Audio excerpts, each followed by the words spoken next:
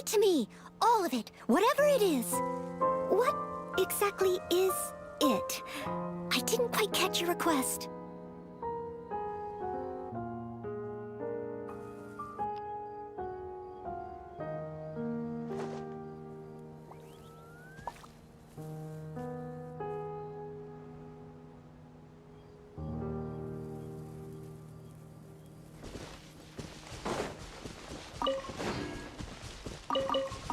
Someone needs assistance.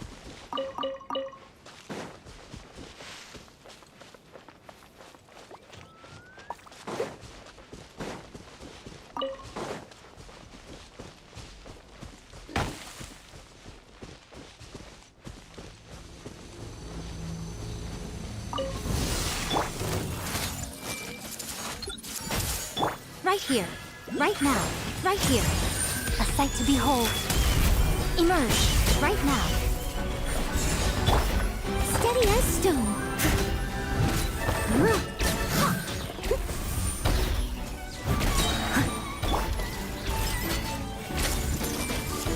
Right here, right now. Emerge. Time to clean up.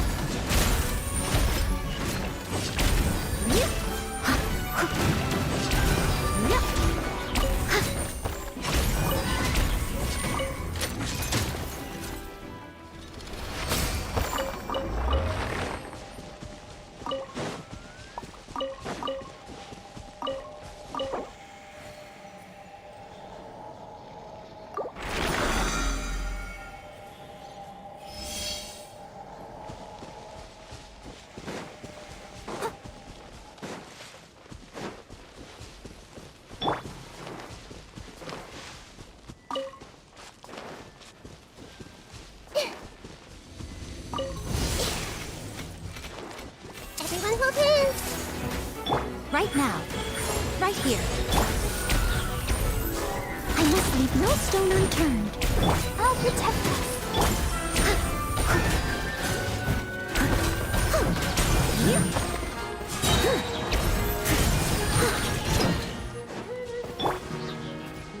Emerge. Right now.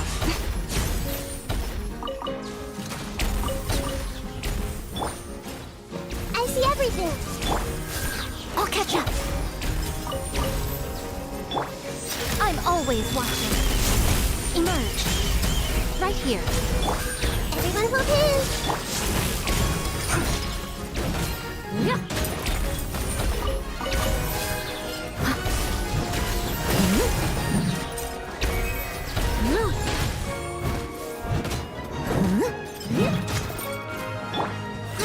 Grow!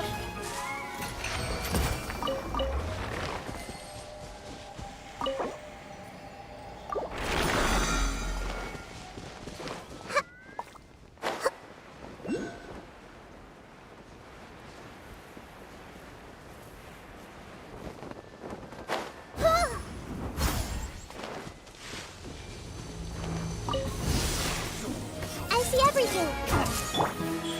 Right now. Emerge. Leave it all to me, as a good knight should.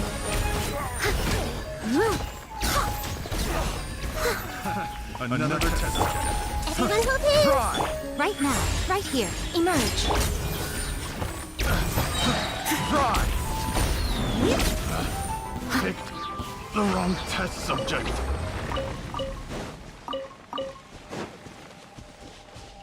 Someone needs assistance.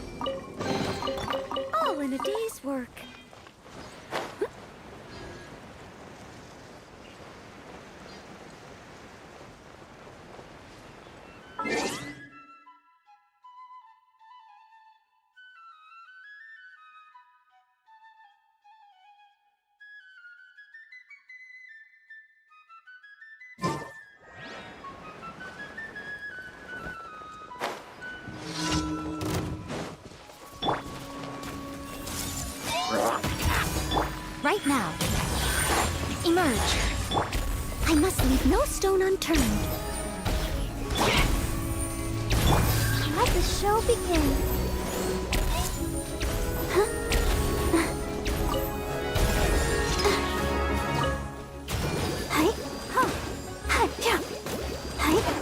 Right here, right now.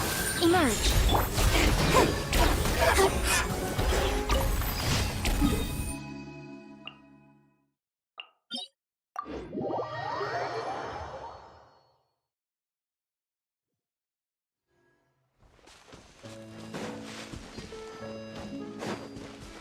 Go, Barbara, go!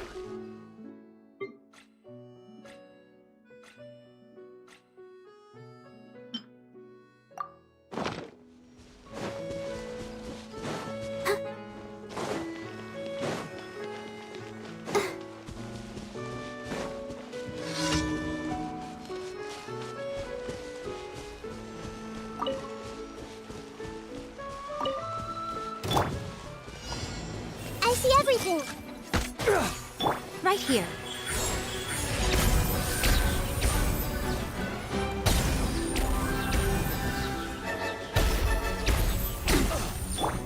Everyone hold hands. Right now. Emerge. Right here.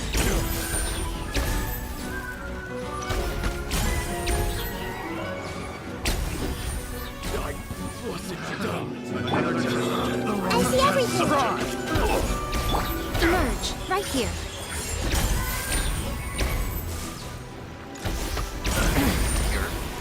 Yeah.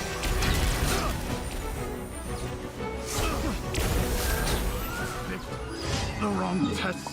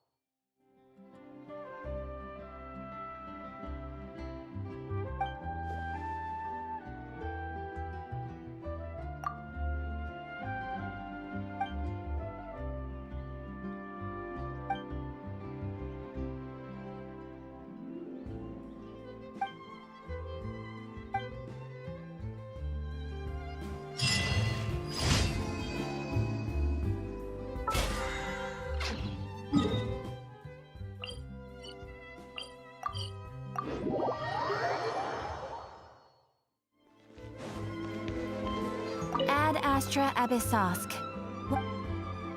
Thank you for Ad Astra.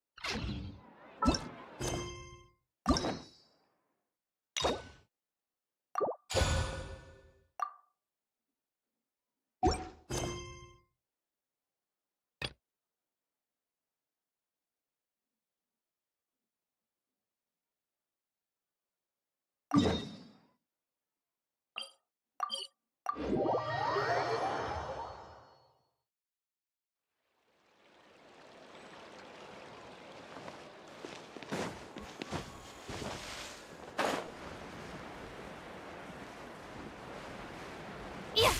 Hey, isn't that Charlotte? Huh, we're always running into her. What's she doing this time? Ooh, looks like street interviews. Paimon has a funny feeling that we might be in for an interesting time if we go check it out, shall we? Between flavor and nutrition. I see. So you believe that this warning letter was sent by the Phantom Weasel? Absolutely. I've said it before and I'll say it again. The Phantom Weasel never acts as you expect. He must have faked his own death 10 years ago using a body double. Now that he's back, I'm sure the guards who worked on his case back in the day are in for a headache, but however this turns out in the end, the one thing it won't be is boring. Couldn't agree more. As a journalist, I'm gonna get a lot of mileage out of this one. Thank you, sir, for your time. Now, whom should I interview next? Huh? Hey! What a coincidence! Fancy meeting you here. Perfect timing. So, the Phantom Weasel's latest warning letter. What are your thoughts? Yeah, this is the first time we're hearing of this one. Could you clue us in? Huh? Oh, sorry. Yes, this case is from a decade ago. I guess you wouldn't know about it. Well, not to worry. You're in good hands because I'm a professional.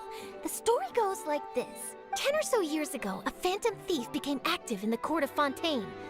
Known only as the Weasel, nobody knew his true identity, and the authorities never managed to catch him. Wow, cool! He sounds like one of those mysterious night burglars that you read about in novels. Precisely.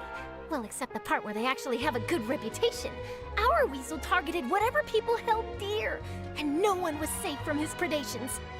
He would just as soon steal a necklace from a rich merchant's safe as he would a toy doll given to a commoner child for their birthday.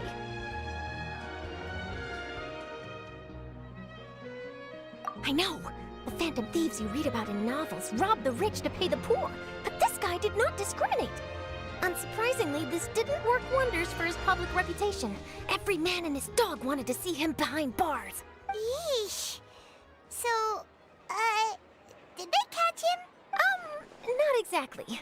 There's a good chance that the Weasel would still be at large to this day if it hadn't been for an accident 10 years ago. A magician named Caesar fell to his death in a botched high-altitude escape performance. When the police went through his personal effects, they found a hoard of stolen loot and gadgets used for criminal activities. And that was how the Phantom Weasel's identity was revealed to all. Sure enough, thefts in Fontaine went down after Caesar's death. But today, 10 years on, the notorious thief has once again issued one of his warning letters and pasted it on the gate of the Opera Epiclese for all to see. I had to squeeze through the crowd this morning to get a photo as soon as I heard.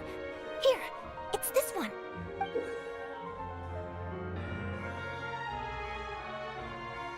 So, this is the warning letter, huh? Let's see what he wrote. 3 days from now, when evening falls, I shall take from you that which you hold most dear at the Opera House, just as you did to me 10 years ago. This is, without a doubt, a clear declaration of criminal intent. After years of laying low, the Phantom Weasel is back with a vengeance! What once seemed like an open and shut case has been blown wide open again. But why has he re-emerged now? And what does he want? I sense an epic scoop, and I'm going for it! Uh-oh. If this thief will steal anything that other people value, does that mean even we might be targeted? Aww. But Paimon doesn't want to get kidnapped. Well, he'd have to go through you first. You would stop him, right? Okay, the people have spoken. It's clear that the public are very concerned about the Phantom Weasel's reappearance. Let's see, I've got a photo of the letter, my interview notes. Yep, that should be enough to form the skeleton of my article. It does feel like something is missing, though. Something exclusive. Who should I interview next? I need someone with a more concrete connection to the Weasel. Is that who I think it is? Lyney! Magic, magician, Caesar! The Phantom Weasel! That's it! Let's go interview Lyney! You see, the original Phantom Thief Caesar was a magician too! And what do Phantom Thieves and magicians have in common? They both have an air of mystery about them. Perhaps there's a connection there. Are you serious? What sort of a deduction is that? Oh, relax!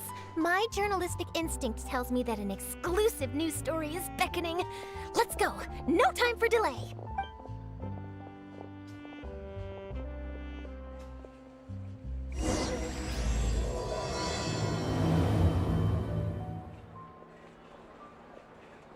I'll take a guess.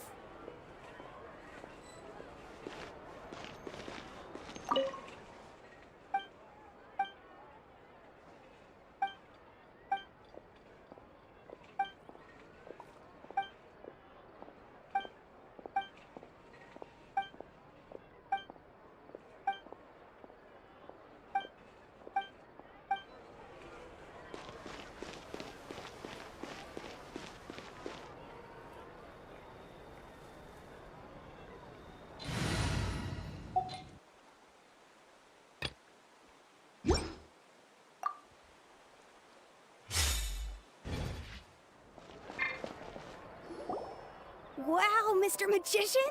How did you know which card I picked? Oh, it's simple. Come closer and I'll let you in on my secret. Magicians have a special skill called telepathy, which means we can read other people's minds. Really? Then, what am I thinking now?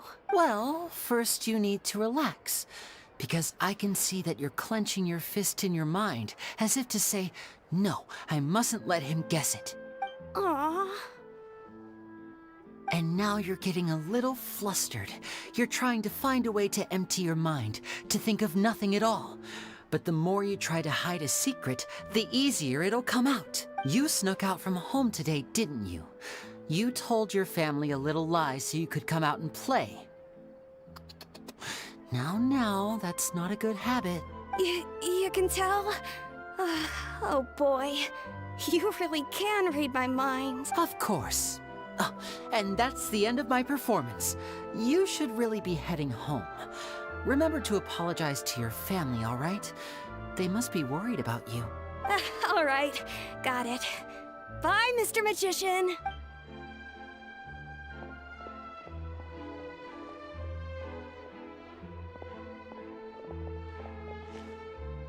Hey, Lyney? Why, hello. We meet again. Are you looking for me? What's the situation? Well, why don't you guess, Mr. Telepathic? Oh, please. You didn't believe that spiel, did you? The power of telepathy is quite beyond me. I'm sure that child would beg to differ. Seemed like you were right on the money. That was nothing more than a little trickery.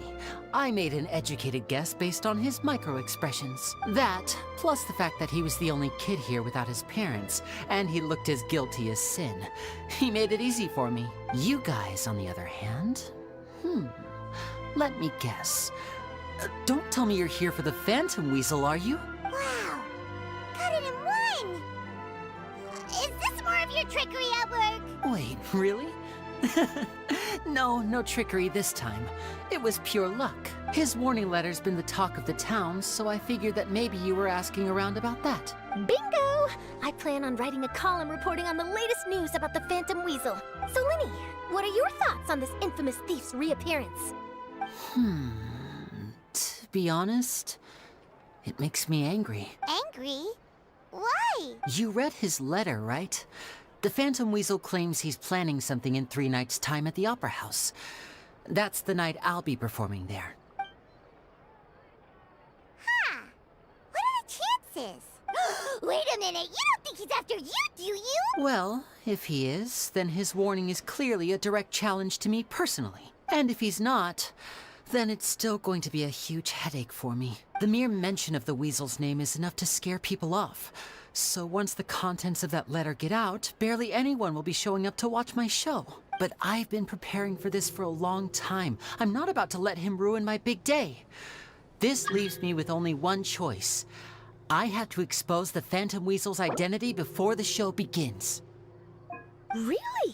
So what you're saying is, we might get to see a live duel between a famous magician and an infamous thief? Wow, this has exclusive written all over it! To be honest, I'm not sure if I'll emerge the victor. The Phantom Weasel is a notorious crook, infamous for his inscrutable methods. You're being far too modest, Lyney. I think your magic tricks are even more inscrutable than those of a thief. Thanks for the compliment, though I have to say, I don't care much for the comparison. A lot of people liken magicians to thieves because we both have the ability to make things disappear without the person noticing. But there's an important difference that these people overlook. Allow me to demonstrate with a quick magic trick. Here, I have a flower, just an ordinary flower that was picked not long ago. Watch it carefully now. 3, 2, 1. It's gone! That's the question. Where did it go? Therein lies the difference between us. Thieves make precious things disappear, but only magicians make them reappear. If I could now invite you all to check your clothes, there might be a surprise in there somewhere. A surprise? Let me see!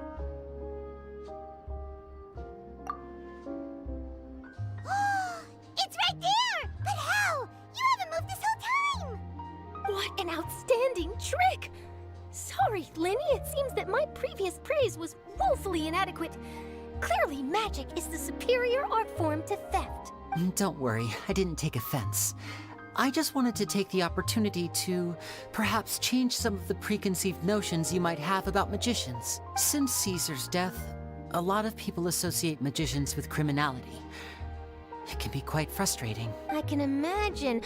Coming back to your trick just now, might I presume that you are well versed in floral symbolism? For example, magicians often use rainbow roses in their flower-related performances to represent passion and romantic encounters. But you used a Lumidu spell, which, if I'm not mistaken, allude to separations. I'm curious to know if there was any deeper meaning behind this choice? Impressive knowledge. It's no wonder you're such a successful journalist. But I'm afraid I don't know the first thing about floral symbolism. I'm just in the habit of using Lumidu spells in my magic. It sounds like something I should look into, though. I'll buy myself a copy of Fontaine's Floral Language Facts when I have some time. But it'll have to wait until this Phantom Weasel business is behind us. Well noted. In that case, this brings us to the end of our interview. I, for one, am looking forward to the final showdown between you and the thief. Please feel free to get in touch to update me on any further developments. Otherwise, I will of course see you at your show in 3 days' time, but let's hope the Phantom Weasel is caught by then. If there's nothing else, I'll be off. You've given me lots to work with here, and I've got no time to lose if I want to write that exclusive piece. I'll see you all later.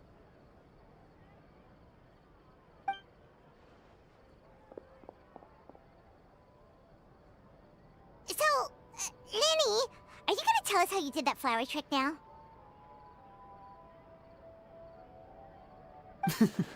I'm afraid that's my little secret. Aww. Well, magicians are entitled to their secrets. But Paimon's really itching to know how it's done. You feel it too,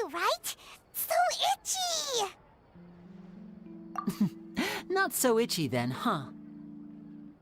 Well, since you're so concerned, how would you like to serve as my temporary magician's assistants and help me investigate? Magician's assistants?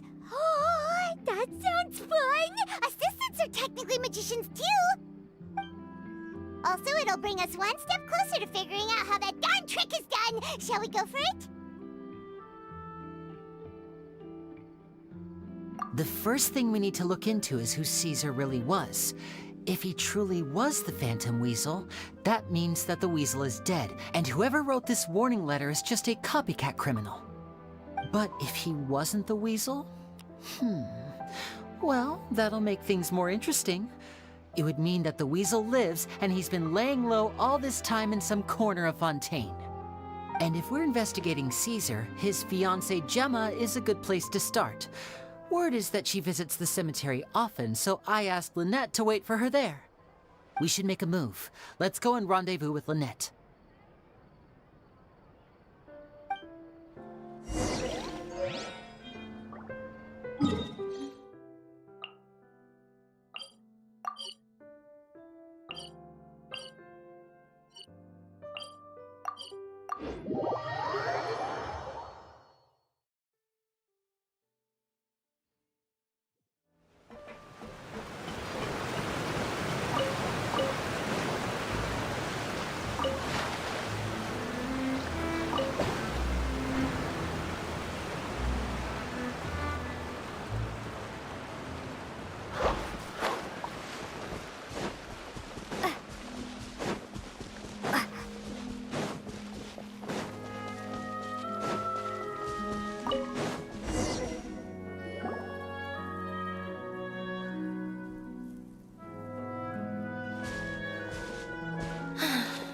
You took your time.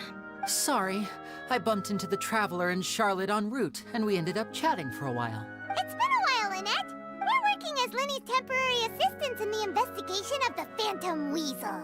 Thank you. It's good to have you helping. So, what's the situation? Have you seen Gemma? Nope. I've been here a while, and she still hasn't shown up. How bizarre. Maybe it was bad intel. Well, we won't get anywhere by standing around waiting. Traveler, Paimon, let's go ask around.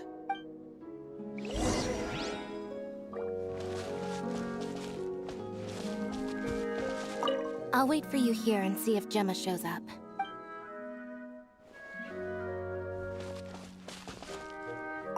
A lot of people here today, huh? When did this cemetery get so popular?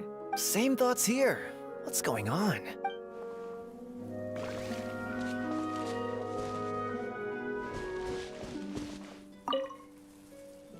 Excuse me, good sir. Do you by any chance know a Gemma? Gemma? You mean Caesar's fiancée? Sure I do. What's this about? I'm just trying to get a hold of her because I need her help with something. I heard she comes here a lot. Yeah, she does. Poor thing. It's no secret why either. She's heartsick.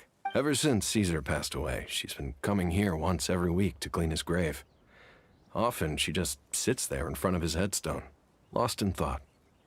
Sometimes she talks to herself. I asked her what she was doing once. She said she wanted to speak to him again. She knows he's gone and can't hear her from the grave, but she just likes to spend time there, telling her fiancé all about how her life is going. And she's been doing this ever since Caesar passed away? Oh, so 10 years. Wow. Their love must have been really strong. I'll bet.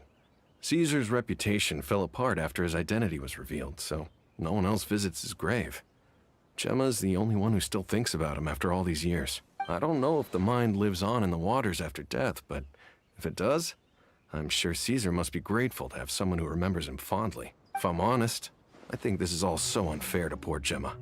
Her fiancé was a low-life crook. He doesn't deserve someone like her. Anyway, all of that said, she's running later than usual today. Normally, she'd be sitting in front of his grave by now. I wonder if she's okay. Well, that's everything I know, I'm afraid. You might have more luck asking some other people.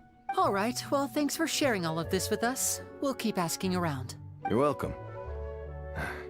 I just hope she'll be able to move on one day.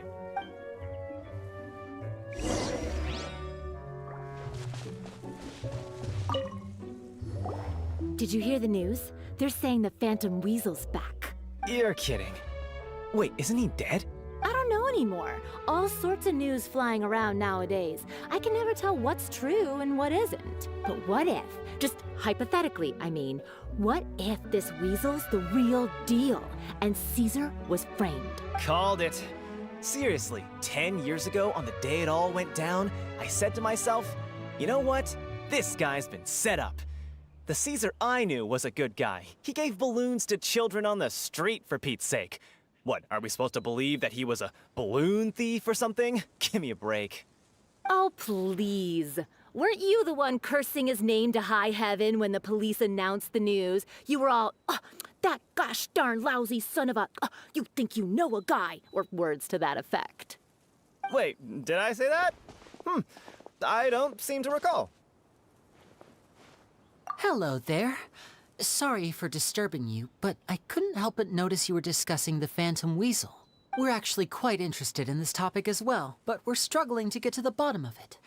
Do you think you could spare a moment to tell us a little bit about Caesar? You've come to the right people. Yep, I was there. Back when Caesar used to perform magic tricks on the street. He was a great magician. The best trick I ever saw him do was pop a transparent balloon, only for a whole bunch of doves to fly out from the inside. I was right up close and didn't blink or look away once. But for the life of me, I still don't have the faintest clue how he pulled it off. Really incredible stuff. I saw him perform too. He always used to bring some gifts along for the kids who came to watch his show, and he'd hand them out after he was done. Sometimes, he even got the kids to write their wishes down, and then he'd make the items on the wish list appear in his next show. Huh. He doesn't sound like such a bad guy. But after he died, there were also rumors that he used the wish list to find out what was precious to people, with the intent to steal it later. As I'm sure you know, the Phantom Weasel would steal just about anything from anyone. Whatever the case, now that the Weasel is back, Caesar's become a hot topic once more. I bet Gemma must be pleased. If Caesar's name gets cleared, maybe it'll finally give her some solace after all this time. Oh, speak of the devil. That's her over there. If you've got any more questions about Caesar, she's definitely the one to ask. So that's Gemma.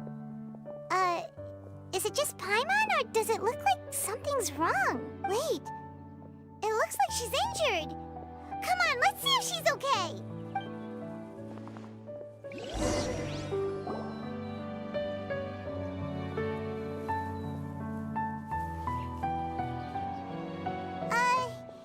Hi there. You're Gemma, right? Who's asking? Don't be afraid, we mean no harm. It looks like you're injured. How bad is it? Thanks for your concern, but you didn't answer my question. Who are you, and what do you want with me? My name is Lyney, and this is my sister Lynette. My name's Paimon, and this here's the Traveler. We're investigating the Phantom Weasel. The Weasel posted a warning letter this morning. If he still lives, that means that Caesar was falsely accused. You knew Caesar better than anyone else. So if you're willing, we'd love to hear what you think about all this.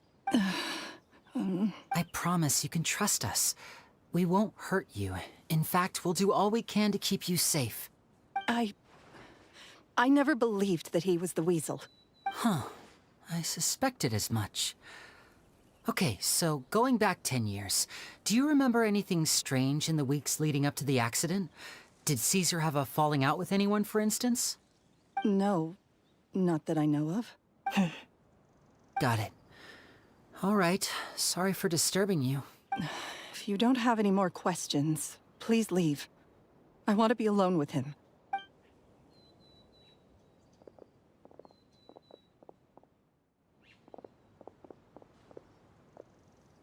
Judging by the look on her face, there's definitely something fishy about her. She's lying. She definitely knows something. That's fair. We're just a bunch of strangers who showed up and started questioning her about things that happened a whole decade ago. It makes sense that she'd be wary around us. In any case, I doubt we'll get any further here, so let's call it a day. Meet me outside Hotel de Boer tomorrow, and then we'll start the next step of our plan.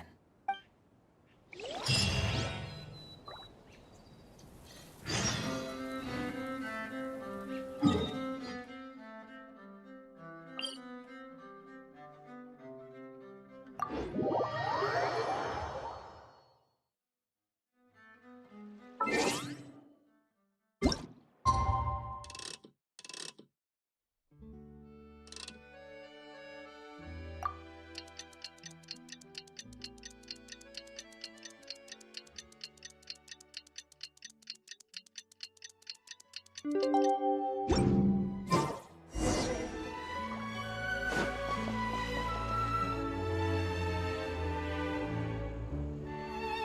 here.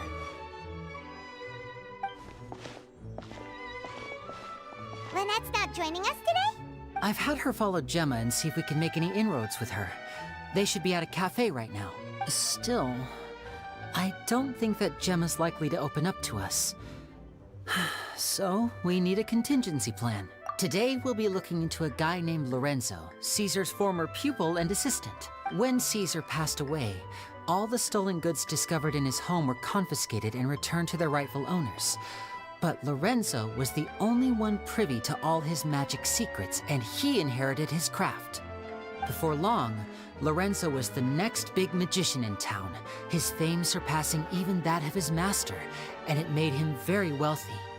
He's since left the magic scene, though, and these days, he's a wealthy businessman with his fingers in a lot of different pies. I had to pull a lot of strings, but I managed to get him to agree to a couple of drinks with me. Be warned, though, I hear he's got a hair-triggered temper. We'd best be careful.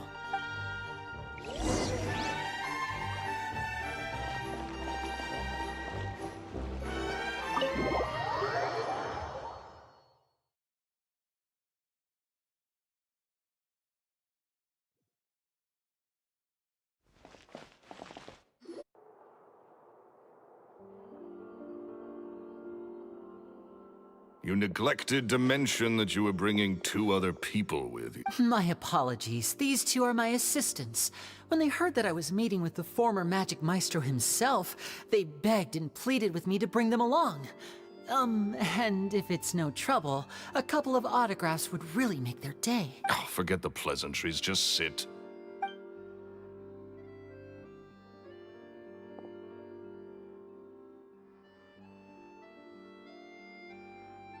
Get a load of this guy. Forget the pleasantries, he says, but he looks pretty happy about Lyney stroking his ego. I only agreed to meet since we're both magicians. Do me a favor and cut to the chase. I have more important things to do than drinking. Much obliged, sir. As it happens, the matter I want to address is also related to magic. Yesterday morning, a warning letter from the Phantom Weasel appeared on the entrance to the Opera House. He claims to be planning something for the same evening that I'm scheduled to do a magic show there. As such, I believe that I may well be his target. I have to get to the bottom of this to ensure that my show can go ahead as planned. Naturally, any investigation into the Weasel starts with a few questions about Caesar, who... What is there to investigate? Caesar was the Weasel and he's been dead for 10 years. So what if some sick creep thought it'd be funny to write a warning letter? It changes nothing. Are you trying to tell me you actually bought it? Please, sir, no need to get so worked up. I do concede that a copycat is but one possibility. Possibility? It's a fact, Lyney. Look, my patience is limited, so listen carefully while I'm still willing to put up with you. The Weasel is dead. Period. Everyone knows that, so do yourself a favor and quit this investigation. It'll lead you nowhere. Look, if this affects your magic show in any way, I will personally compensate you for any losses. Oh, sir, I'm honored, really.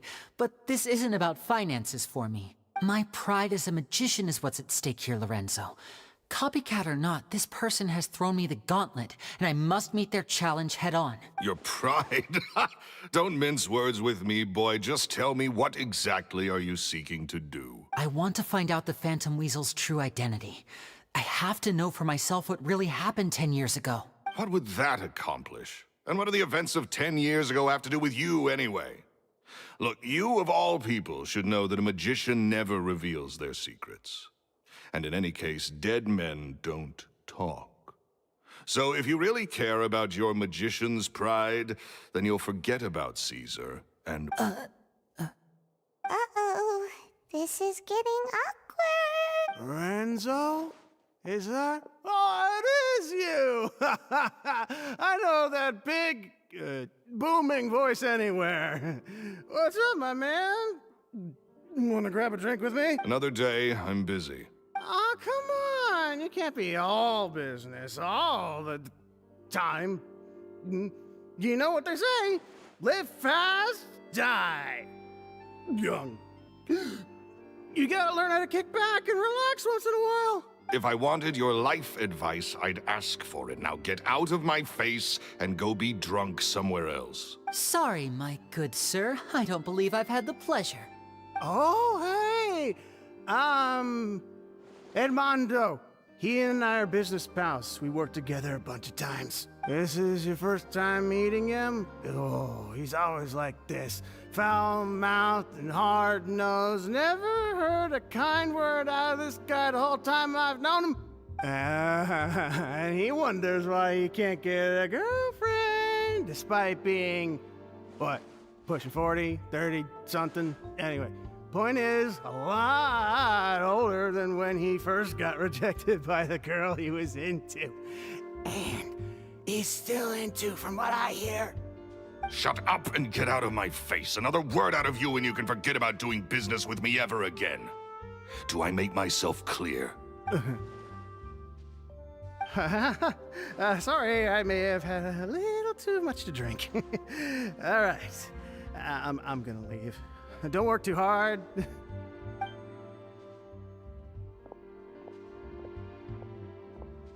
I think it's high time I made a move as well. If you really want to investigate this, Lyney, be my guest. But if nothing good comes of it, don't say I didn't warn you.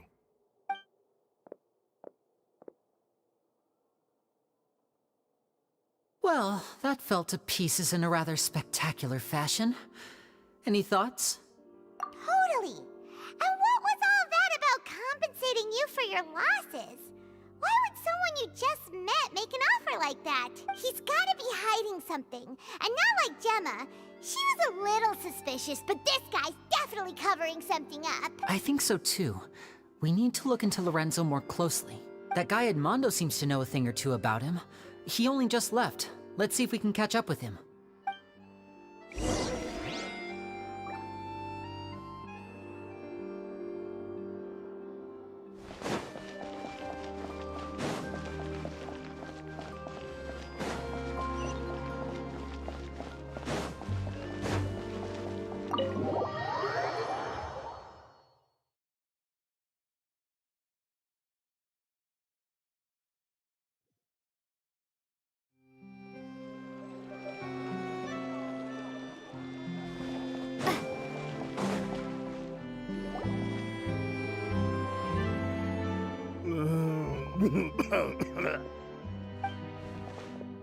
You okay there? Who are you? Oh, it's you guys. Don't worry about me. I must have had one too many. I just need to ride it out. I say way too much back there, didn't I? Yeah, I nearly talked myself into complete financial ruin. Note to self, no more drunken chats when Lorenzo's around. So, he was serious about threatening to cut you off? Ugh, Paimon knew he was a bad egg. Hey, keep your voice down. Don't go prying into Lorenzo's personal affairs. Bad things happen to people who ask too many questions or make an enemy out of him. What kind of bad things? Don't even ask. I'm sorry. I'm gonna have to cut this conversation short. I'm not crossing that line again. And take it from me, trouble with Lorenzo is one thing you don't need in your life. You saw him flare up back there.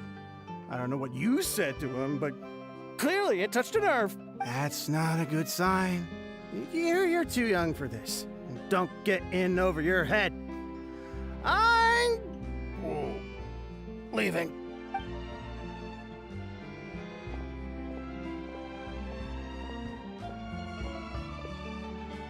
And there he goes. What do we do now, Lyney? Shh! I think we're being watched. Someone was listening in to our whole conversation. Don't say anything and don't look back. Any altercation in the city will attract the guards. We'd better take this elsewhere.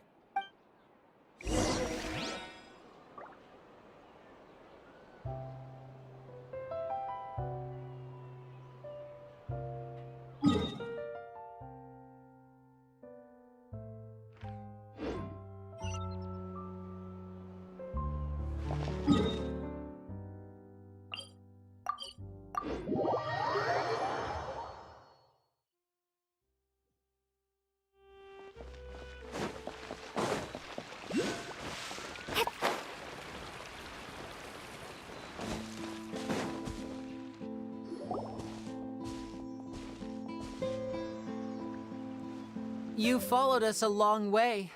Why don't you come out and introduce yourselves? So you're Lyney. And where's your sister? Ain't she with you today? Save us the trouble and go fetch her for us. Let's not drag this out. Paimon doesn't like the tone of your voice, mister! Who sent you, huh? Save your questions, missy. You ain't gonna need answers where you're going. Capiche? Looks like we can't avoid this fight. Now, I'm not the strongest fighter, so I hope you're ready to back me up. Don't worry, we got this!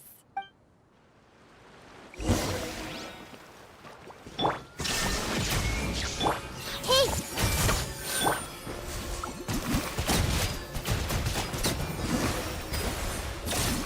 Curses. They're tougher than we thought. Vision wielders are always trouble. Intimidation ain't gonna work like it did on the lady. Come on, let's scram! Hurry, wise guys! We ain't through with you yet! Oh, they got away! Did you catch what they said just before they left? Something about intimidating someone else. Sounds like they just wanted to rough us up as a scare tactic. And they've already done it to someone else, but who? You're right. She was injured when we saw her yesterday, and she acted like she had something to hide. Maybe she was too scared to tell us the truth because those guys had threatened her. Well, if that's the case, she should be more willing to open up to us once she learns that those thugs won't be bothering her anymore. Let's head back to the cafe and see if we can get any information from her.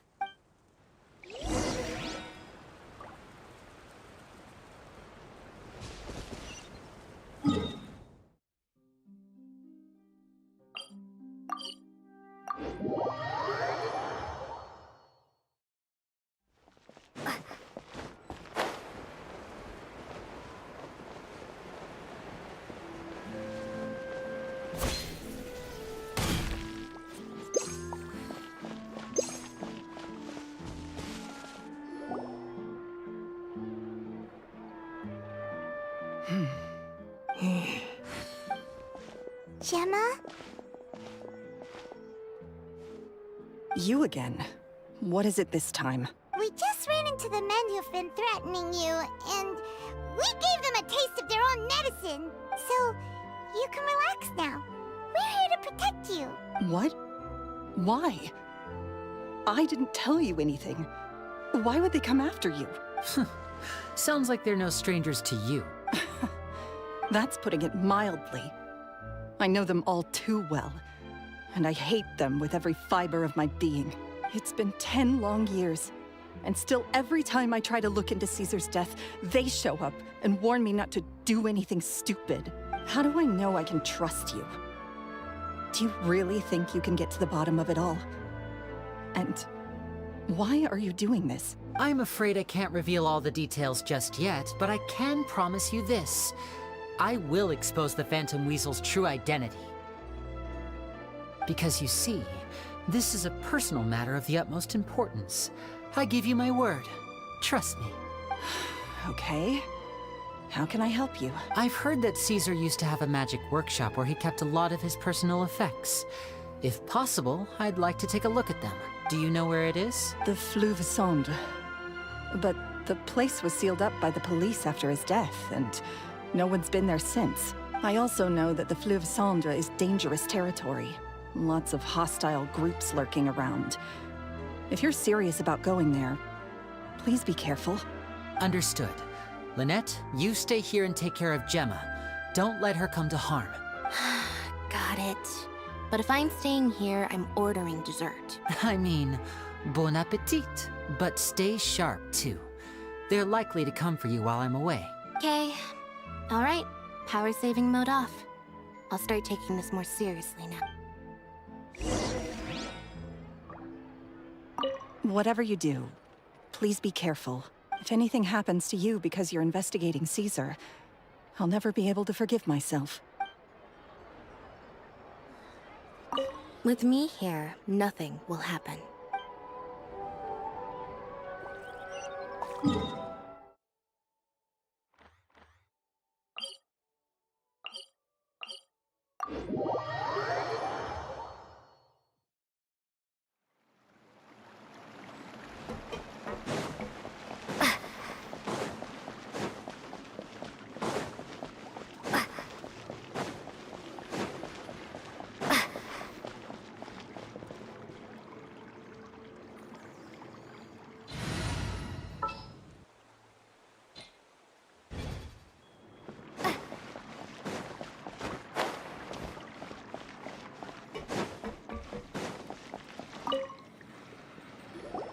If Gemma gave us the right location, then the workshop should be right nearby.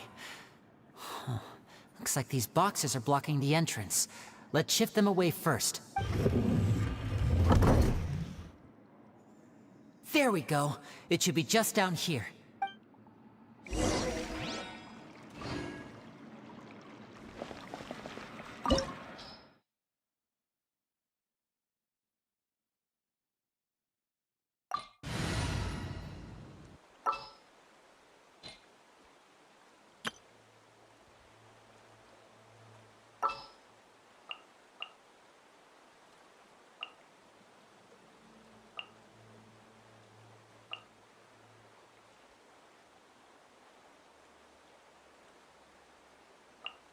All is accounted for.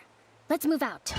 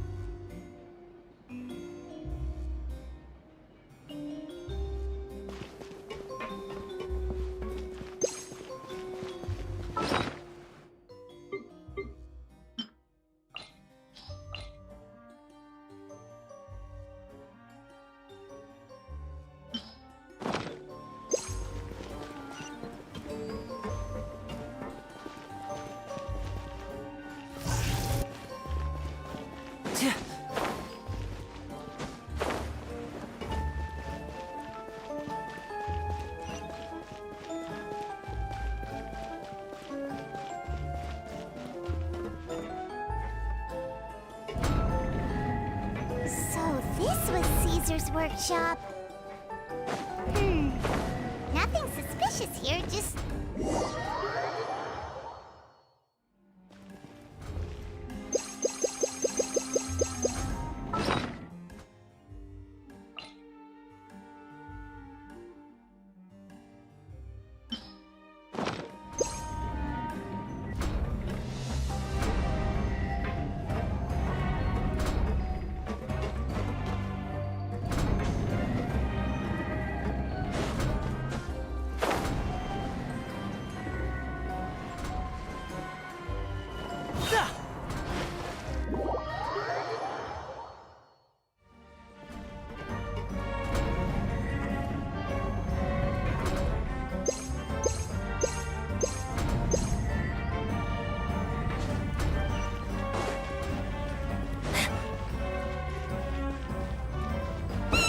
What was that?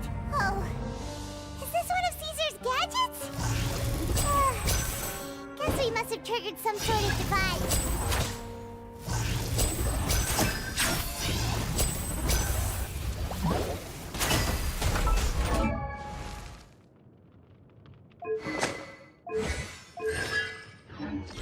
And voila!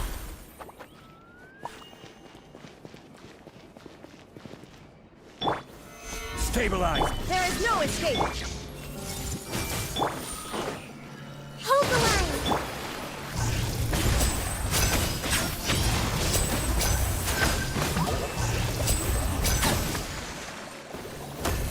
Now disappear! Oh, look. The doll in the box is glowing.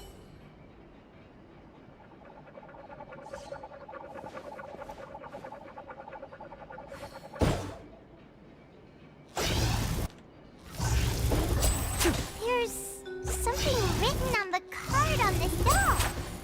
Let's take a closer look.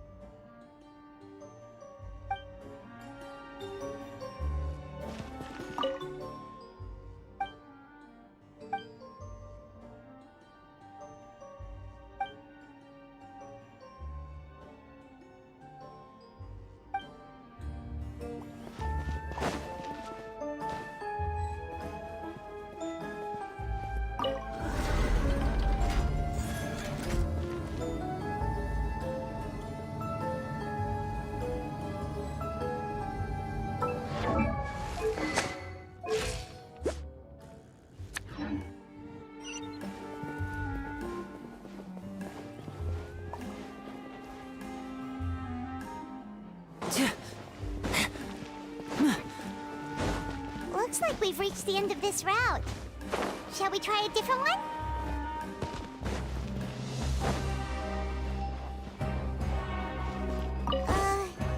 These magic boxes are moving. What do we do? One of them looks different from the rest. Let's investigate.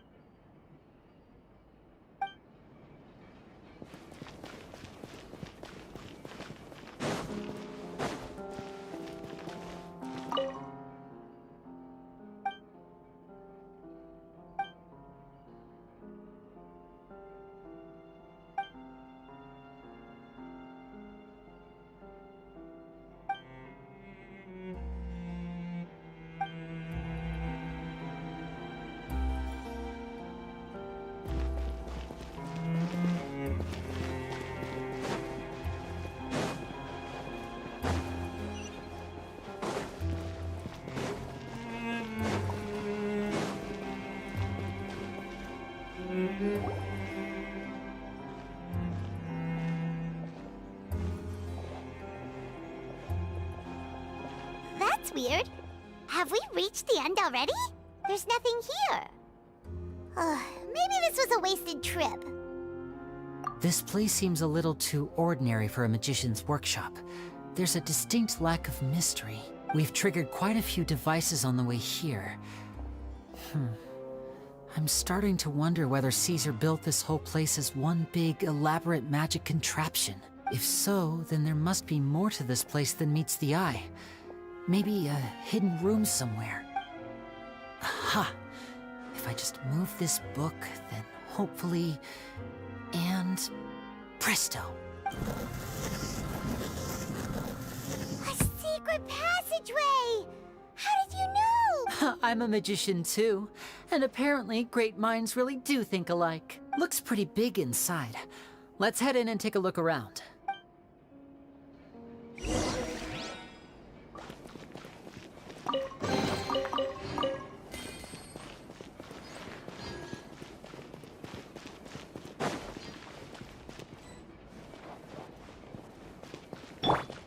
Shine down!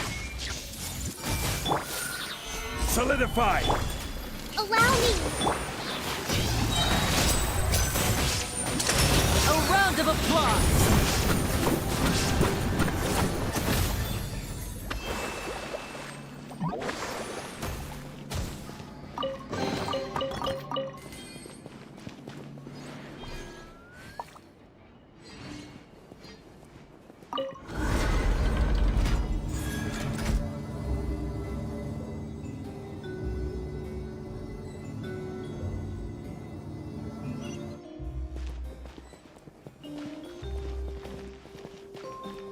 There is no escape! I see everything! Stabilize!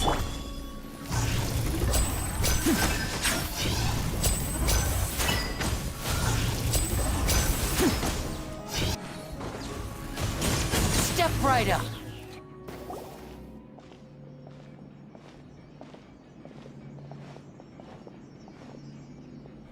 Why have you stopped, Lyney? Is there some device in that box? Huh. It just looks familiar somehow. Let me check this out for a second while you guys go on ahead. If anyone makes a major discovery... All right, see you in a bit! The placement of this device inside... If I remember correctly...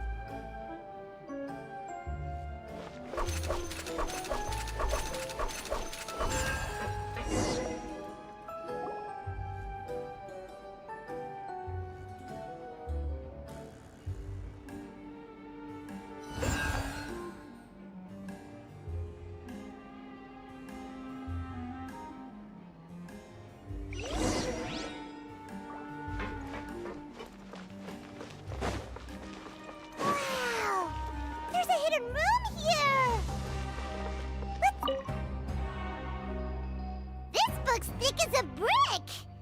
Let's take a peek inside it, shall we? At one of my shows a few days ago, a child asked me how I pulled candy out of my hat.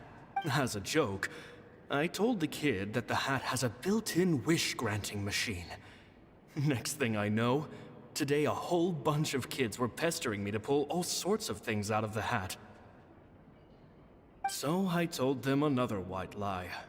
The machine needs time to power up, but in the meantime, you can write your wishes down. Well, they took me up on that offer, enthusiastically. As I write this, I've only just got back from running around all over town, buying the things they wanted. Boy, are my legs sore. I wound up saving very little this month, but that's not a major issue. I now have a bigger problem. How am I going to hide all these things inside my hat?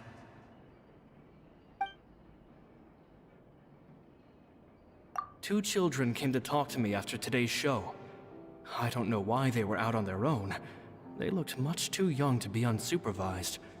I do hope they got home safely. Anyway, they said that they wanted me to teach them how to do magic. It's not uncommon for children to ask this, of course, but I've never seen any of them as serious about it as these two. I told them that learning magic is very hard work, but that didn't faze them at all. It's like they already knew. They seemed so committed. I couldn't turn them down. It seems like something's bothering Lorenzo lately, but he won't open up to me about it.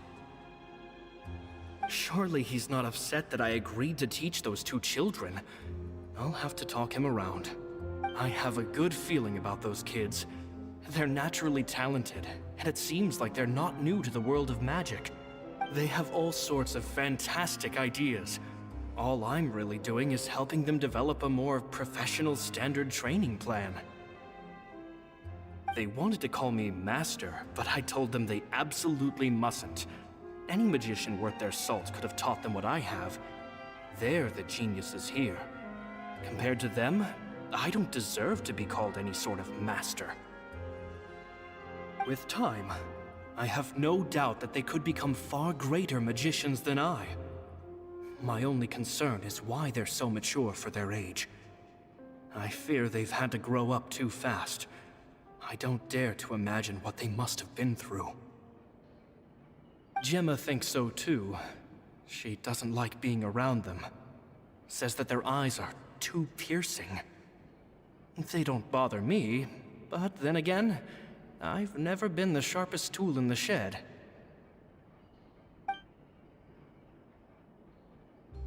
It's nearly time for me to go on tour. I asked the two kids if they'd like to come with me, but they shook their heads. I once overheard them talking about their father and their mission. Sounds like their parents have other plans for them. I guess we'll be parting ways soon.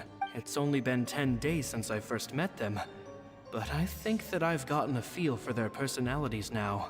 They're very tough, but also very cautious, and they trust no one but each other. This, I fear, is not a good habit to have. They hide things from me too. For example, when I asked them where they live and why they wanted to learn magic, they lied. That's the thing about children. Whenever they're trying to cover something up, it always shows somehow. I can sense that their lives have been hard, possibly even dangerous too. They're not like other children. It's a shame that I can't do more to help them. After thinking things over, I decided to tell them a bit about how I see the world. It's full of lies and falsehoods, and that is why we must find our own truth. P.S. I hope they won't find my nagging annoying. Children are so opinionated nowadays. Will it do them more harm than good for someone they've only known 10 days to lecture them like that? P.P.S. Maybe I'm overthinking this. Children aren't interested in grand philosophies. It probably just went in one ear and out the other. I bet they've already forgotten every word I said. Oh, Caesar, Caesar. Just mind your own business next time.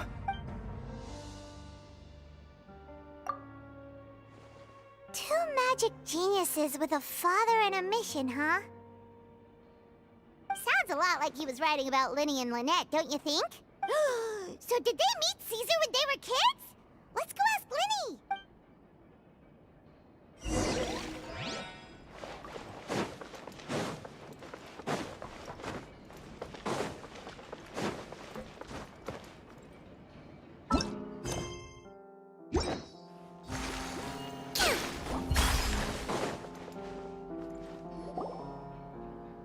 Lyney? Shh, hold that thought. As I expected, there's a lot of fishy things going on in this place. Fishy? Uh-oh, what have you found? All in good time. Before we go over our new leads, I want to tell you how a high-altitude escape is performed. First, the magician slots themselves into a magic box in full view of the audience. The box is then suspended high in the air, and a short while later, the base automatically opens. At this point, a dummy will fall out of the box, but it looks real enough to grab the audience's attention, and they start wailing and screaming. Meanwhile, the real magician, who has by now blended into the crowd, waits for a good moment to make their appearance and put on a hysterical performance. Oh no! Is that me? Did I just fall to my death? Very vivid description. Paimon can really picture it. And then what? The audience's gaze then turns to the magician, and by the time they realize what's happened, the dummy has vanished, as if everything that just happened was some sort of shared illusion. Of course, that's just how I think the process should work, theoretically speaking. The inventor of this trick never performed it successfully. When the box opened, Caesar was the one who fell out, and not the dummy. He fell right to the ground from the highest point of the opera house. No one could hope to survive that fall. Not without a vision, at least. And no one else has ever attempted this trick since. My understanding of how it works is just based on what I could gather from his notes and the relevant gadgets here in his workshop. So Caesar's famous high-altitude escape has never been done, huh? Paimon was about to say how cool it would have been to see it in person, but if it's that dangerous, it's probably for the best that no one else tries to do it. Wait a second. So if a dummy's supposed to drop out of the box, then where does the real magician go? How does he get out? Glad you asked. That brings us to the secret of said box. This box right here is the one that Caesar constructed himself to use in the performance, and it's not as simple as it looks. Inside, there's a device that only the magician himself would know about. Once the magician's inside and the box is lifted up into the air, the audience's view of the box is fixed at a certain angle. From where they're standing, they have a clear view of the front, sides, and bottom, but the back and the top are now no longer visible. At this point, the magician presses a button inside the box, opening a secret door out of view. He then escapes through this trap door onto the opera house roof, waits for the dummy to fall and distract the audience, and quietly returns to ground level. That's way simpler than Paimon imagined. Even Paimon could probably do it. Well, there's a little more to it than that, of course. The hardest part of this trick is controlling the audience's mood and reactions. That takes an exceptional degree of showmanship. There's the falling dummy, the miraculous reappearance, the pompous performing. Maybe the magician would even have themselves tied up before it begins to strengthen the impression that there's no escape. Many days and nights of careful research and painstaking practice would have gone into this, all culminating in a performance just a few minutes long, but one that still manages to transform the shock and grief of a tragic accident to the joy and laughter of a mesmerizing magic trick. Caesar was a highly accomplished magician. But unfortunately, even he didn't manage to pull it off. So, how did it go so wrong? You said you found some fishy stuff here. Have you figured out what really happened? I can make a pretty good guess. I looked into the case files. The magic box Caesar was using at the time of his death had the secret button I mentioned positioned on the right-hand side. And sure enough, he always used his right hand as his dominant hand in public. Okay. Nothing suspicious there. But here's the strange thing.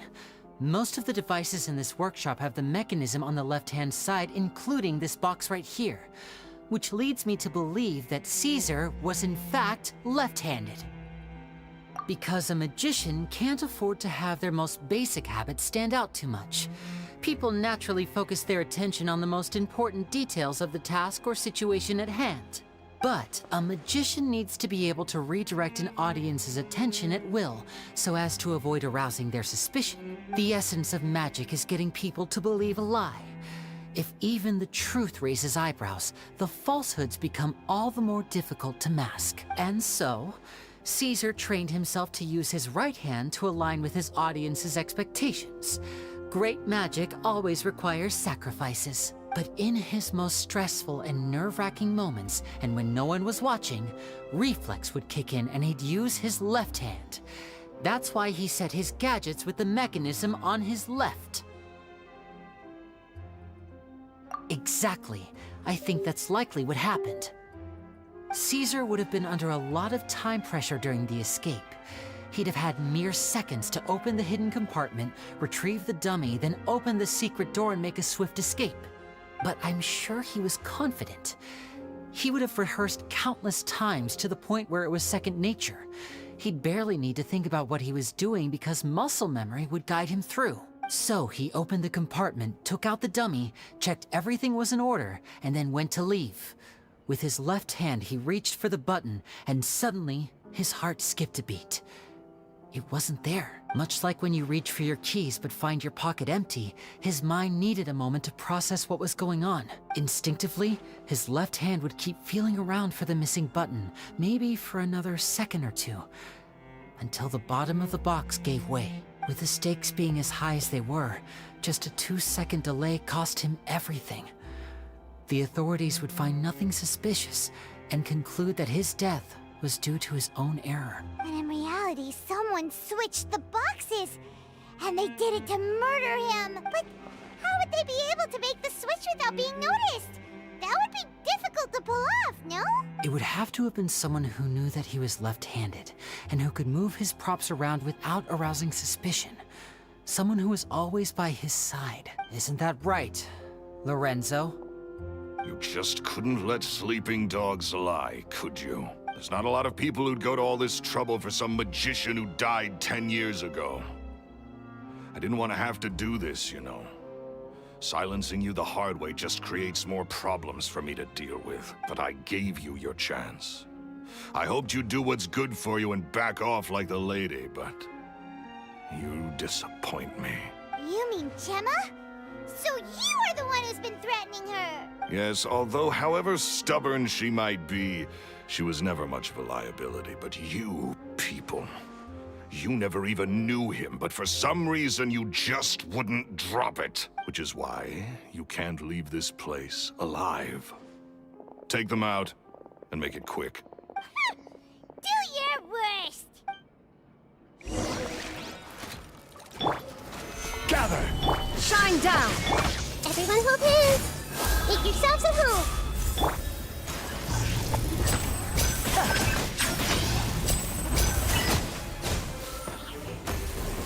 Now disappear! Solidify! This is order! There is no escape! This may trailer! Rusty, rebuild! Let's get this show on the road!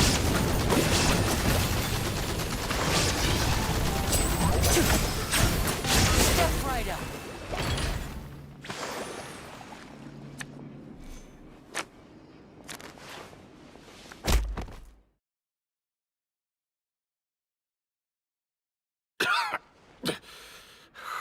You kids are tougher than you look. Had enough yet, Lorenzo? Your cronies can't help you now. I think it's high time you started talking. And what I'd really like to know is, why did you murder Caesar?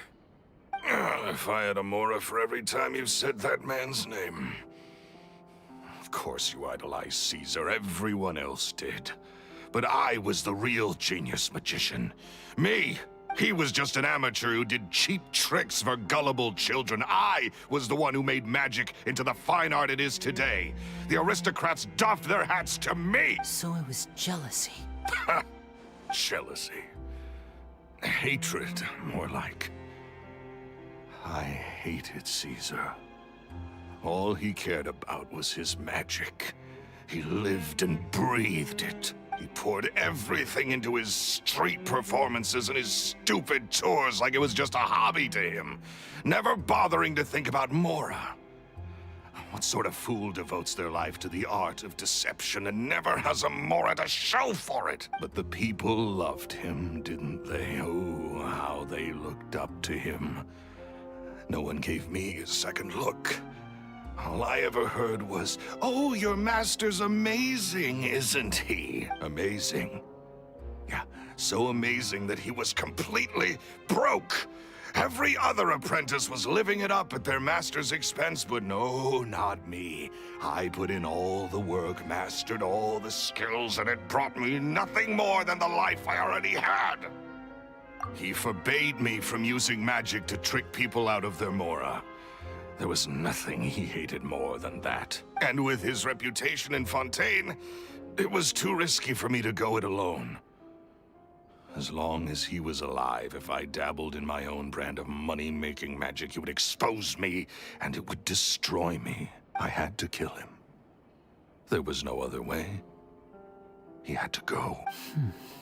And this was your only motive? It was reason enough. What other motive would I need? Well, I was under the impression that there might have been other factors at play. For instance, maybe you were in love with Gemma, but she was engaged to Caesar. In love with Gemma? Don't be ridiculous. Guess I was wrong about that then. Next question. Are you the Phantom Weasel? I am. Caesar was so strict with me. He insisted that his way was the right way, that the sole purpose of magic was to bring joy to the world. I never bought into any of that. I was more interested in the practical value of magic. Sure enough, it helped me fill my pockets with all kinds of valuable treasures. Oh, yeah!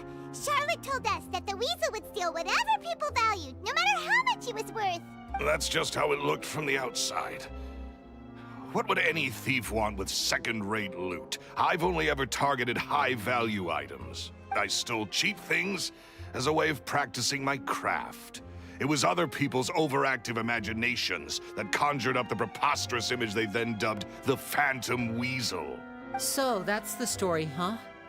Well, I hope you're ready to tell it all over again during your trial. What choice do I have? You're a pack of wolves, and you've got me between your jaws.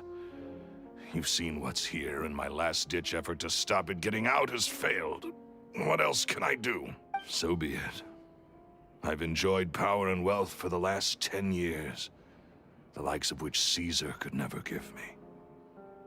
I wouldn't choose for things to end this way, but I regret nothing. Very well. In that case, I'll contact the guards. Traveler, Paimon, keep an eye on Lorenzo for me. I'll meet you just outside the workshop when I'm back.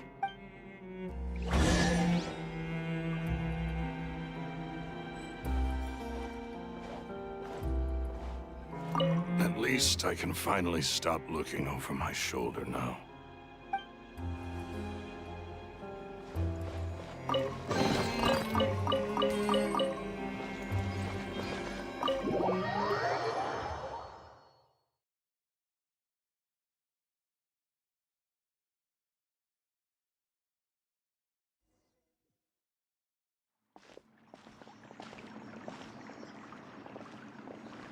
Lyney has told me the whole story. Lorenzo, do you confess to the murder of Caesar and to framing him for the Phantom Weasel's crimes?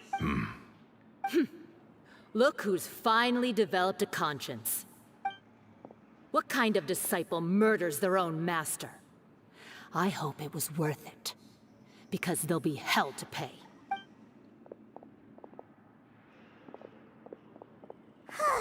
Looks like it's all over. What should we do next, Lyney? Should we start preparing for your show? Let me think. Let's rendezvous with Lynette and Gemma first. With Lorenzo in custody, Gemma will no longer have to fear for her safety. Good point! We should go tell Gemma the good news right away. It'll give her some peace of mind for sure.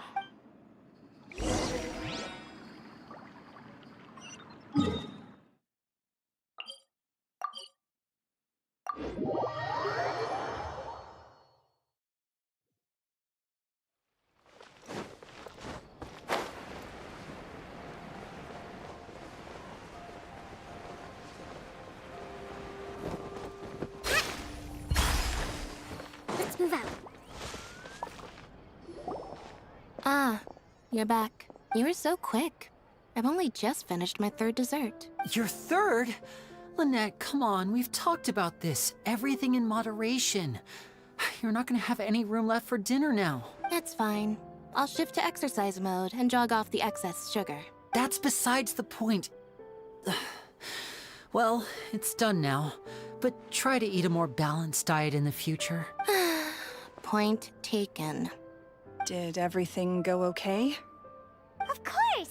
Lorenzo was no match for us. The guards are taking him into custody as we speak. Gosh, that's amazing. I'm sorry, I still didn't know if I could trust you, but now it seems I can. I had my suspicions about Lorenzo, but It's okay, we understand. He did threaten you. Paimon would find it hard to trust strangers in your position too. But you don't need to be scared anymore. Everything's gonna be okay. Sorry. My emotions are all over the place right now. I've been waiting for this day to come for so long. I always wanted to report Lorenzo. He took all of Caesar's property, which I found suspicious. But I had people watching me all the time, so I couldn't risk looking into it. I was so afraid. I was scared he'd do something terrible to me, and then no one would be left to visit Caesar's grave. So I never had the courage to speak out. Thank you all. Truly. Thank you so much.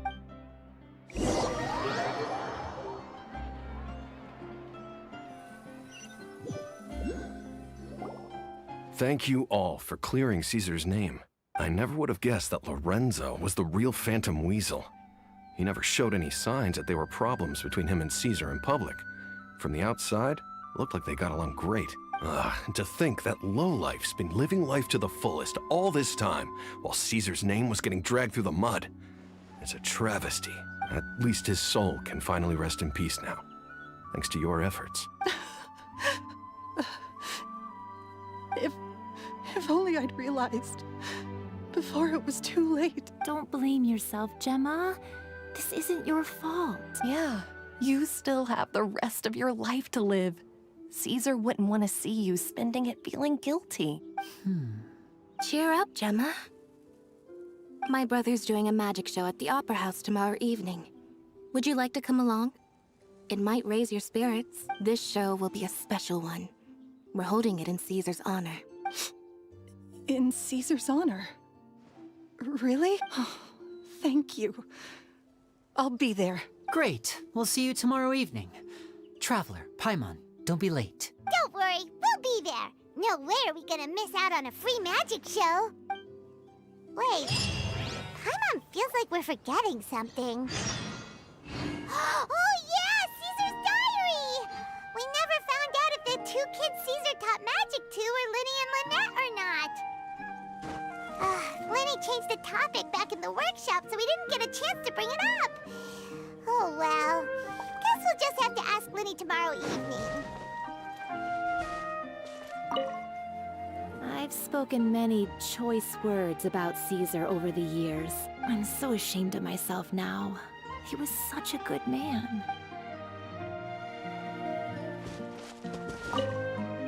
I can't believe Lorenzo was intimidating Gemma all this time. He comes around here sometimes. Not to clean Caesar's grave, though. He just stands off to the side and watches Gemma from a distance. She must have known, but she never asked him to leave. I wonder why that is.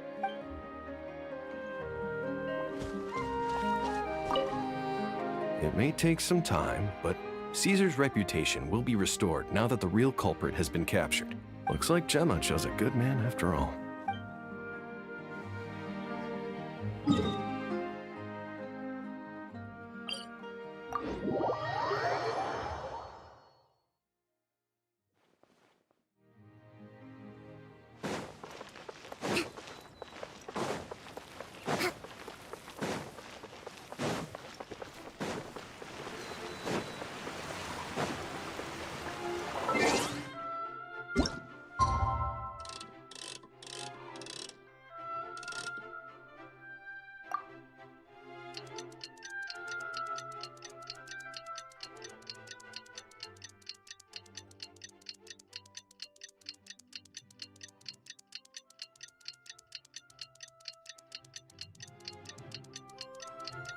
Let's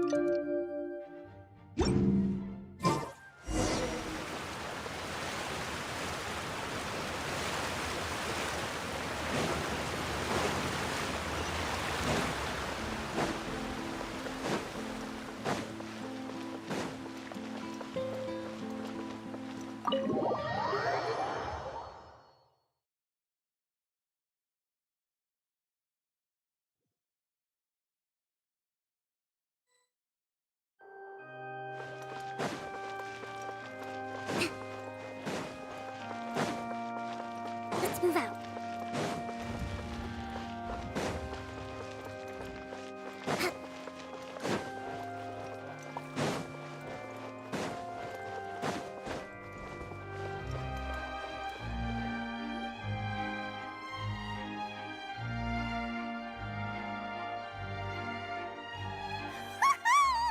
Pyron's excited to see another of Lyney's magic shows!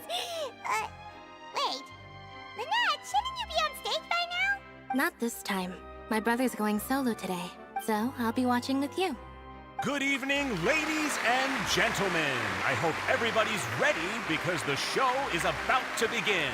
The great magician Lyney has prepared a spectacular show for us all tonight, concluding with an all-new grand finale that no audience has ever seen before.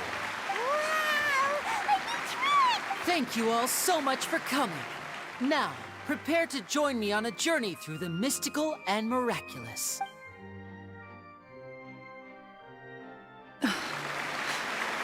Exciting stuff, isn't it? Yes, it's just... It reminds me of him. No wonder. Caesar was a famous magician too. So, how did you two first meet, Gemma? Well, I was out on the street once, and I saw him performing for little children. Children love magic, because they're willing to believe in things that can't be rationally explained. Caesar had this amazing way of bringing them into a dreamlike world, and somehow, I felt drawn to him too. So, I went up and asked him to do a trick for me. Aw, that sounds so romantic. What trick did he do? It was with a flower. He took it in his hand, snapped his fingers, and it magically appeared on my head. I was so happy that day. No one had ever given me a flower before that. Oh, that's so cute! Actually, now that you mention it, Lyney's done that one before. Is that right? Then I suppose he's a romantic at heart, just like Caesar. So let's treasure the time we have with him. After all, you never know when the people dearest to you might be gone. That's right. It's all over now. Paimon doesn't really know how to comfort you, but at the very least, no one's gonna be intimidating you from now on. You can breathe easy at last, right? Right. Yes, you can breathe easy now, Phantom Weasel. See? Even Lynette says... Wait, what? The Phantom Weasel? Lorenzo escaped? Where is he? What do you mean, Phantom Weasel? As Lyney once said, a performer's job is to commit fully to their role and put on a flawless performance for their audience. But once the bag of tricks is empty and the curtain falls, it's time to end the show. The spotlight is no place for someone with no more cards up their sleeve. It's been 10 years, Gemma. Aren't you tired of the grieving widow act? I think it's time to put an end to it. What are you talking about? Paimon doesn't like this riddle. Traveler, Paimon doesn't like where this is going. Come on, say something! Ladies and gentlemen, I hope you're all enjoying the performance so far. There will now be a brief intermission, after which Lyney will perform the most electrifying act of tonight's show. The one we've all been waiting for. The final performance will take place outside of the Opera House, so please make your way outside in a calm and orderly fashion. The Phantom Weasel never did like public places, did they? Don't worry, this place will be quiet soon. Let's talk somewhere else for now.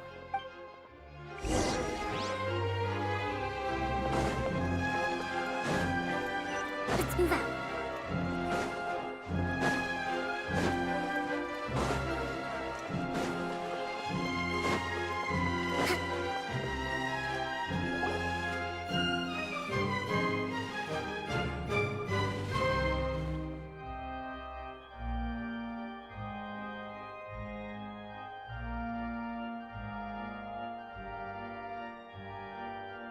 Dear me, this is awkward, isn't it?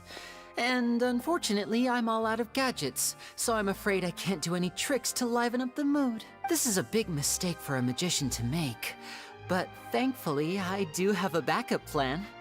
Now, who wants to hear a story? Lyney, don't we have more important things to address right now? Lynette accused Gemma of being the real Phantom Weasel. All in good time. Magicians are good at guessing what people are thinking. I know the questions you want to ask. And as it happens, the story I'm about to tell might answer a few of them. Really? Well then, let's hear it! Paimon's dying of curiosity here! Let's go back to the very beginning. A decade ago, when the Phantom Weasel was terrorizing the court of Fontaine. She never missed a target, never left a trace, and no treasure was safe from her thieving hands. But as her infamy grew, so did the readiness of the police, and her opportunities to act became ever fewer. Every day, she ran the risk of being exposed for who she was. Of course, she could not simply take this lying down, and before long, she found her ticket to freedom. She would create a scapegoat, a false weasel to close the chapter on her behalf. After weighing her options, she set her sights on a renowned magician, Caesar. After all, magic and theft shared enough similarities for people to buy the story when the truth came out. So then what? Being the master deceiver she was, the weasel easily earned Caesar's trust. Now, all that remained was to frame him for her countless crimes. But as she was considering how to make her move, she noticed Caesar's aggrieved pupil, and a new thought entered her mind. Maybe I don't need to get my hands dirty after all. At her encouragement, Lorenzo tampered with Caesar's magic box, causing him to fall to his death. Afterwards, Lorenzo seized his master's property, and the weasel set about tarnishing Caesar's reputation. Two co-conspirators committed the perfect crime.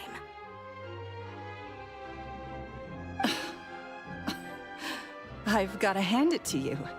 You're both exceptional storytellers. It's enough to make even me wonder whether there was really another mastermind behind all this, pulling the strings. But I just have one question. You seem to think that I am the villain in this tale. What's brought this on, Lyney? Is it something that Lorenzo said? Don't worry, Lorenzo said nothing at all. But I never believed that he was the weasel, and in fact, my investigation only made me more certain of that. He was too forthcoming with his confession, as if there was something else he was trying to hide. How disappointing. So you'd sooner trust Lorenzo than me, even without a shred of evidence? A magician is an expert at playing the audience to get the result they want. And I have no doubt that you, Gemma, are equally talented in this regard. With a little help from Lorenzo, you put on a very convincing performance.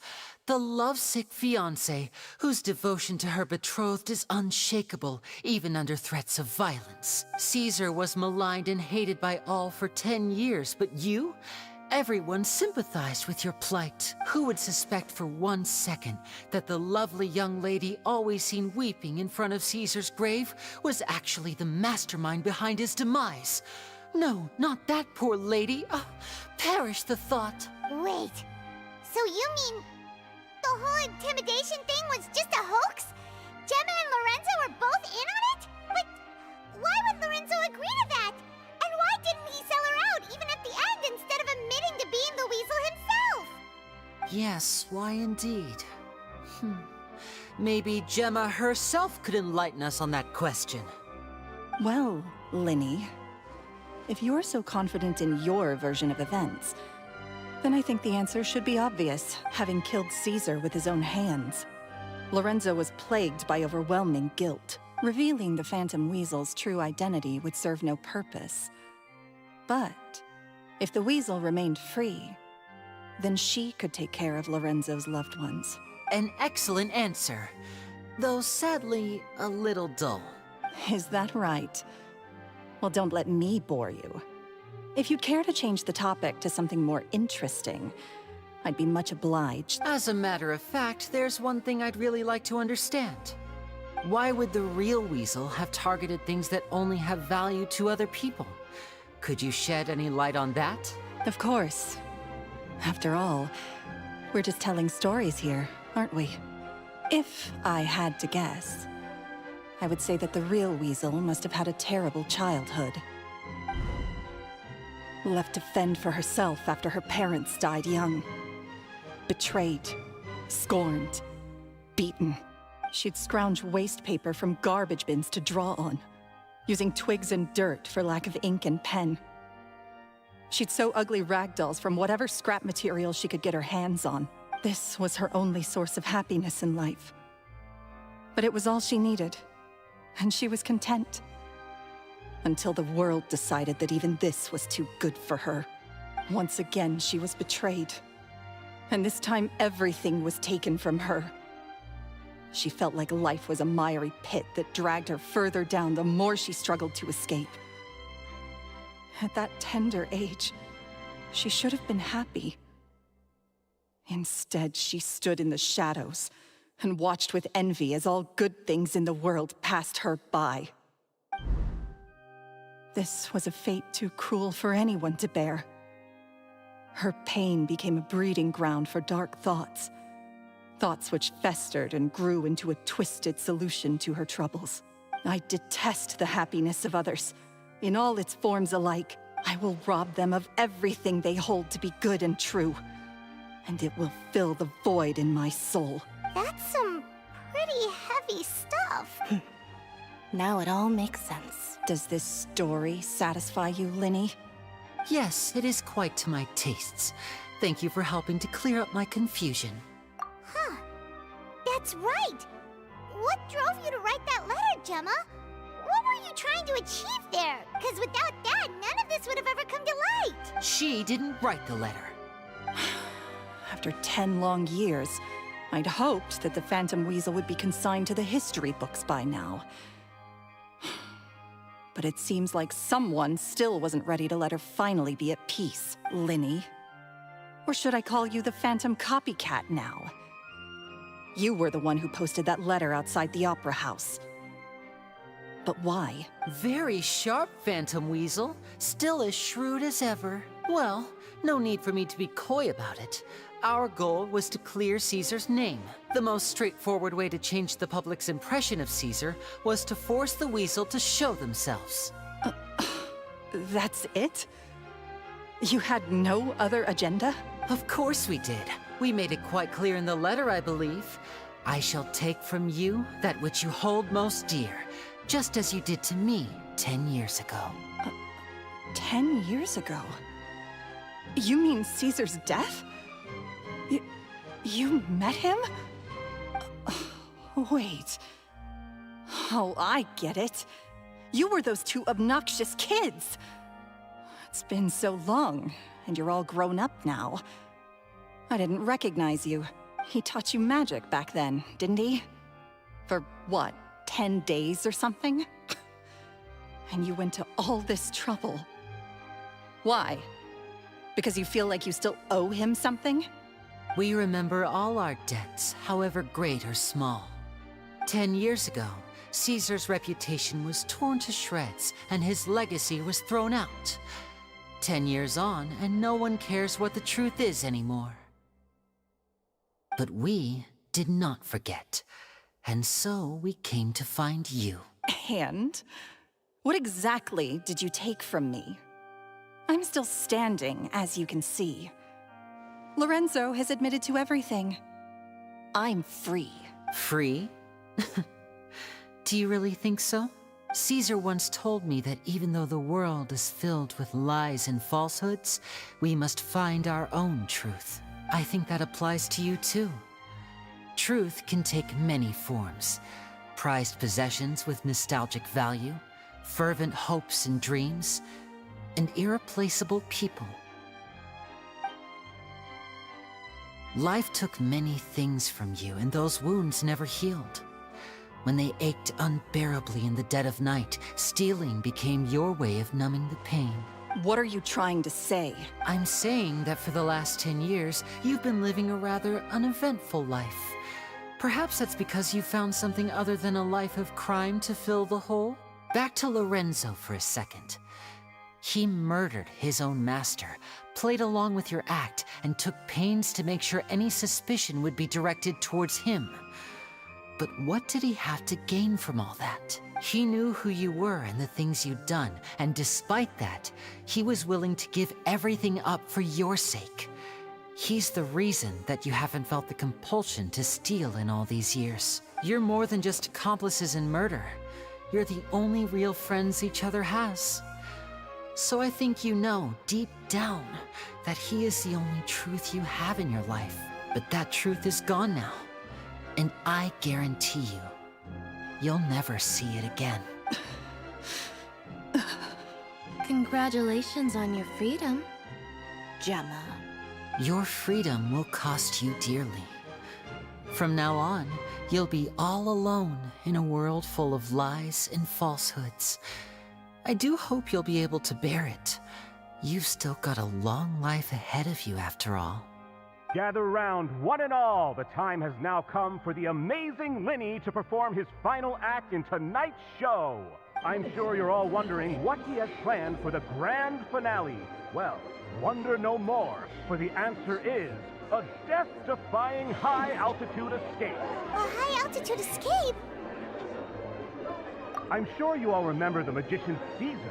This was the very trick that led to his fatal fall, after which he was dubbed the Phantom Weasel. But we have now learned that Caesar was wrongly accused, and that the real Weasel has now confessed to their crimes. Guess that's my cue to leave. Whew. I've been practicing this one for ages now, but I'm still a little nervous. Traveler, Paimon, I hope you enjoy the rest of the show. There may be a lot of people watching tonight, but you alone are my true witnesses. Lyney, wait. You two hid a lot from Caesar. He went to his grave without ever knowing your secrets. So what about now? Are you an open book? Or are you still the same as ever? You don't have to tell lies to end up isolated and alone. One day, you'll end up exactly where I am today. Maybe then you'll finally understand. You're wrong. I'm nothing like you. So, what are we, doing now? Like Lyney said, when you're ready, let's head outside and watch the show. But what about Gemma? She'll figure out what's best for her soon enough. Oh, and if you'd like to see Lyney after the show, you know where he'll be. The usual haunt. All right. Well, let's go and watch Lyney's finale then. This trick's a pretty dangerous one, but he should be able to pull it off, right?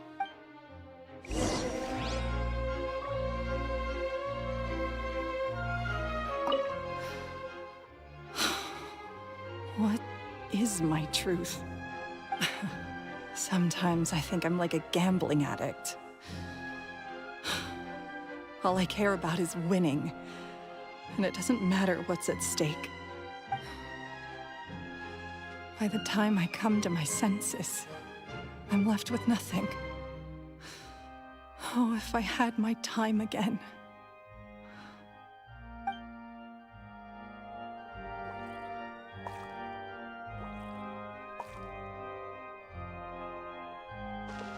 Magicians are not like thieves. Thieves only tear things apart. But good-hearted magicians, they put things back together.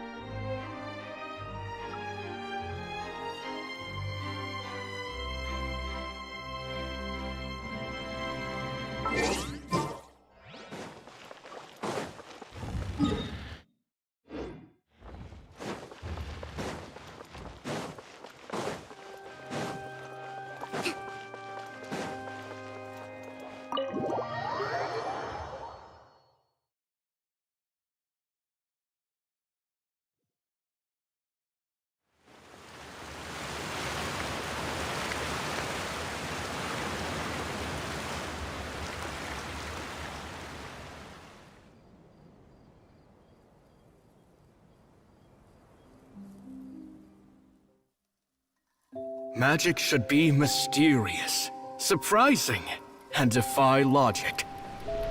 Magic is hard work. Every single movement has to be practiced thousands of times. It's alright. We're used to that.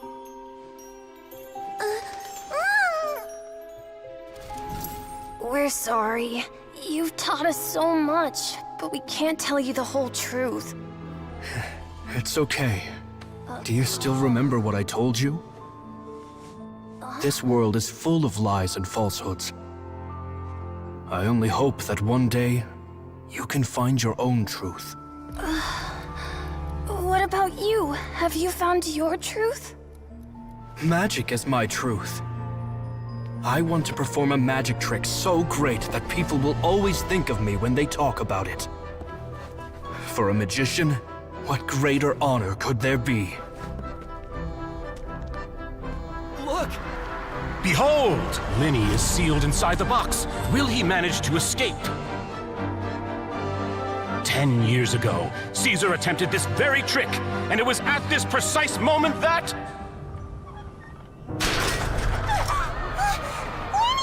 Watch out!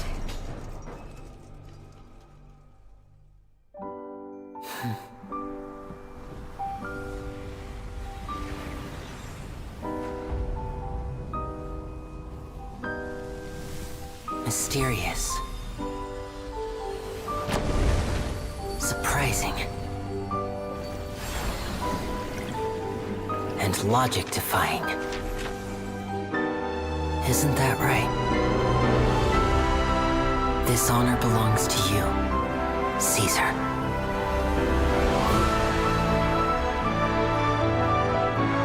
I'm just sorry it's a little late.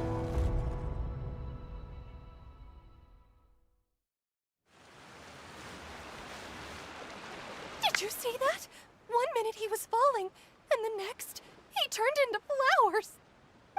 How could he possibly have done that? How mysterious. I didn't blink once. He just vanished, right in front of my eyes. What a heart-stopping magic show! This was really worth the trip.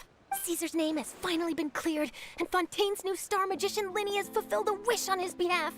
Oh, I couldn't ask for a better grand finale. It will make a great headline for the Steambird tomorrow, even if I do say so myself. Whew. Looks like everyone really loved Lyney's grand finale. Paimon doesn't see Lyney anywhere. Where'd he go? Oh, Lynette said he'd be waiting for us at the usual hunt. But, where is that? Oh, you mean the one where Caesar's buried? Yeah, that's probably it. This whole magic show kinda seemed like Lyney's way of saying goodbye to Caesar. So it makes sense that that's where he'd be afterward. Alright, let's go look for him there.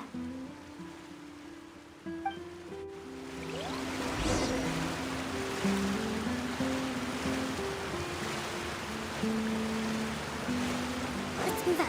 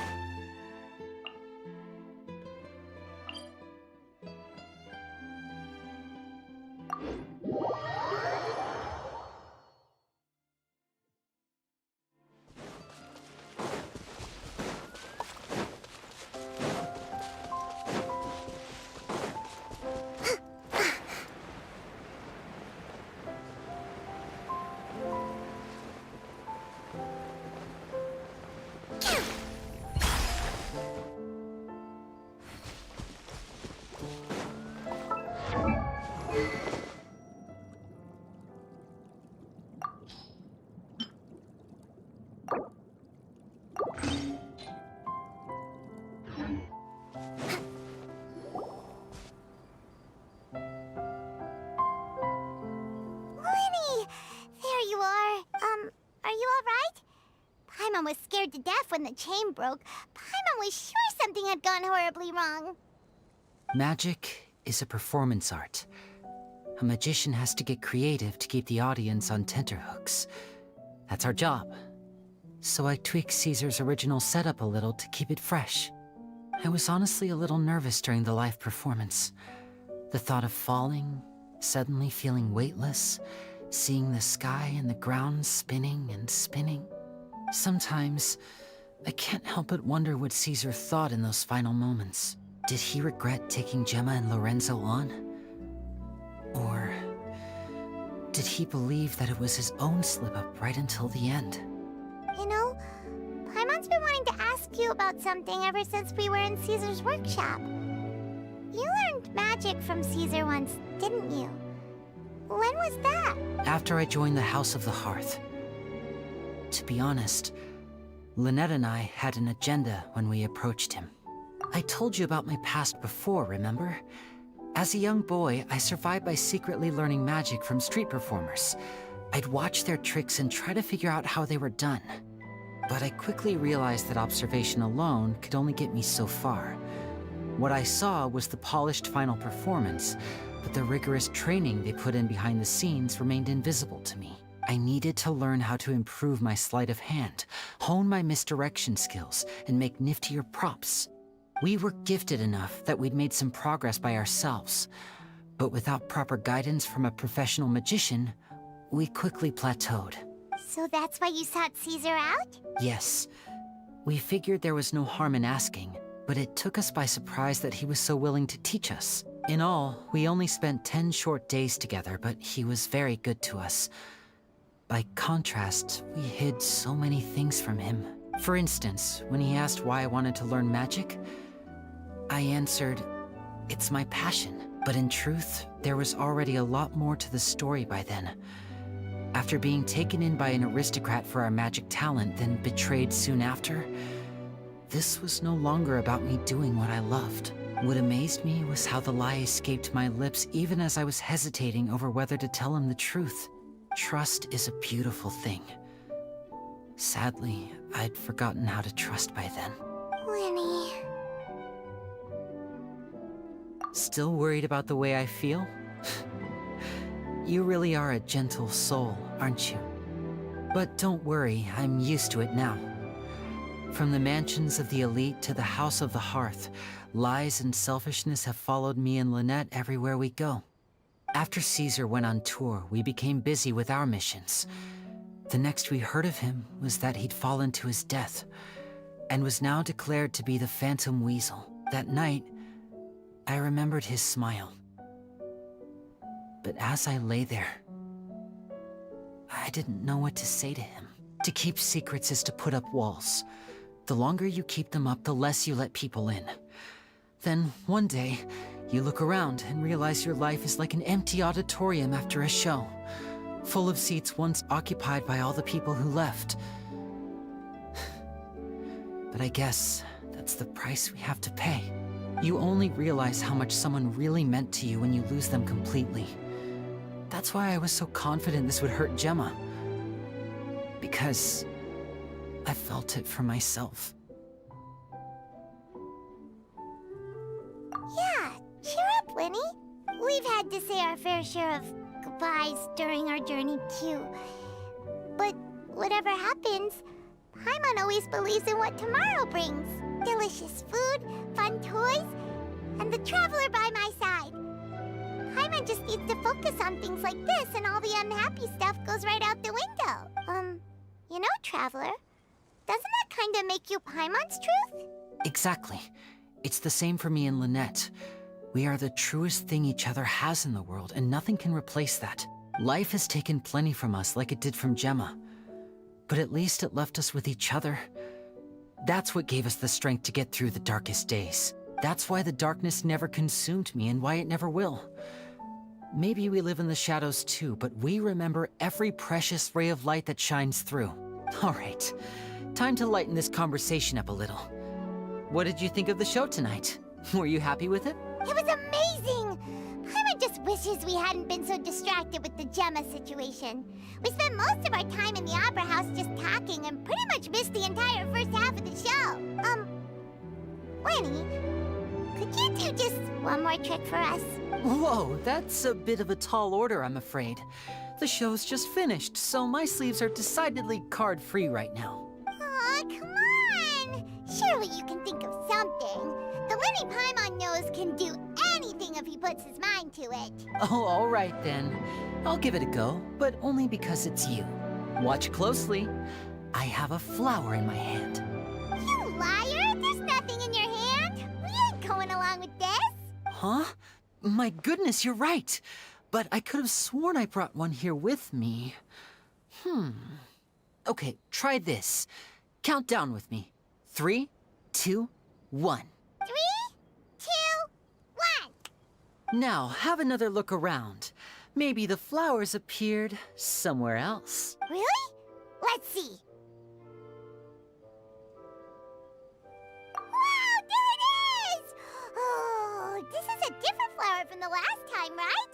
This one's called, oh yeah, a rainbow rose. But more importantly, Paimon has to know how the trick is done. Please, Lyney, pretty please! Well, if you want to learn magic, you'll have to start by addressing me as teacher. Fine. Please, teacher, please! Since you asked so nicely, I'll share one little tip with you. Namely, the student of magic cannot solely rely on others being prepared to reveal their secrets. You have to observe, think, and find the answers for yourself. Is that it? Look at the time. We shouldn't linger here too long. Thanks again for coming to see my show. I bid you both good night. I look forward to seeing you again. All right, fine. See ya. Shall we head back down too? Oh, Paimon can't wait to read The Steambird tomorrow. Paimon bets Lyney and Caesar will be plastered all over it. Let's head to the Steambird's offices tomorrow morning and see what we can find out.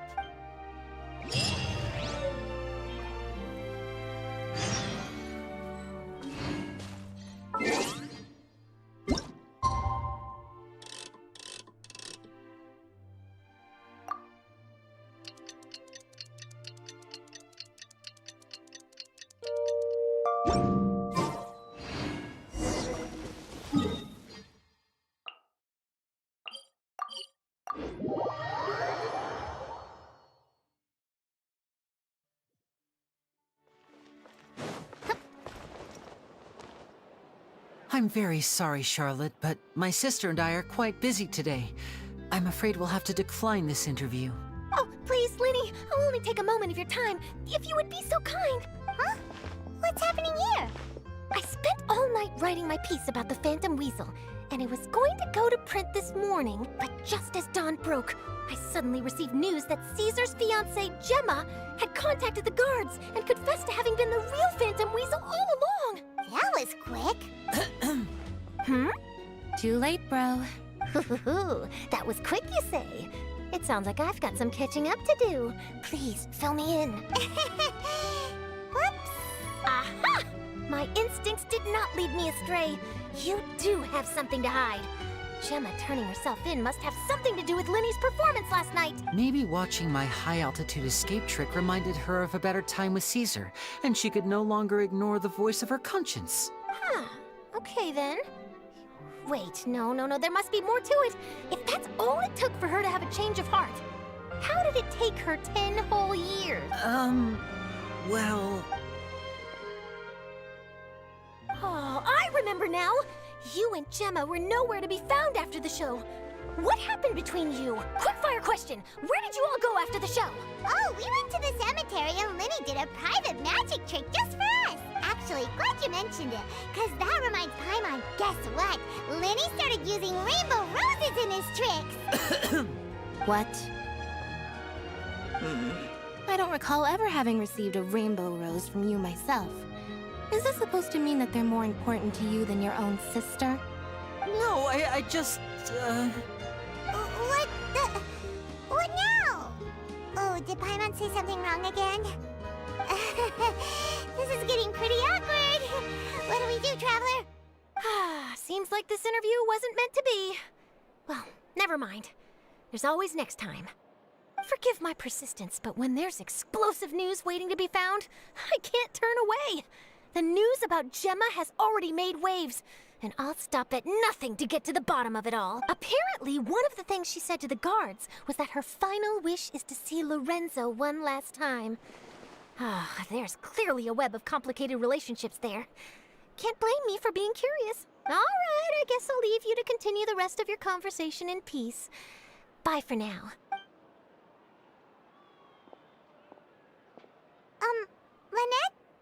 Paimon didn't mean to... Don't worry, I wasn't angry. I was just trying to distract her. Oh, really? Oh, thank goodness. You scared Paimon there. Phew. You and me both, Paimon. You and me both.